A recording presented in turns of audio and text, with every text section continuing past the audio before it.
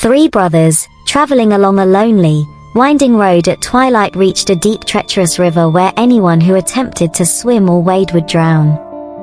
Learned in the magical arts, the brothers conjured a bridge with their wands and proceeded to cross. Halfway through the bridge, a hooded figure stood before them. The figure was the enraged spirit of Death, cheated of his due.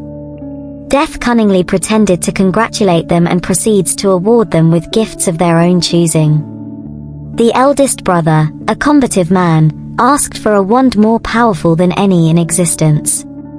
Death granted his wish by fashioning the elder wand from a branch of a nearby elder tree standing on the banks of the river. The second brother, an arrogant man, chose to further humiliate Death, and asked for the power to recall the deceased from the grave.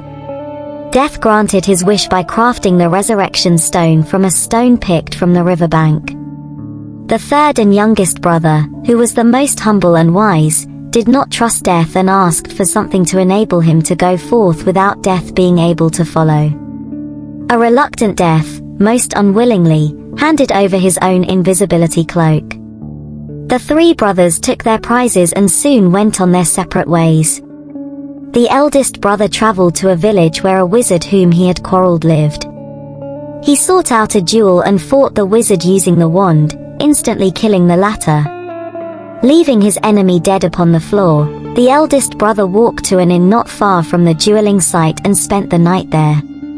Taken by his conscience and lust of the elder wand's power, the eldest brother boasted of this wand gifted by Death and his own invincibility.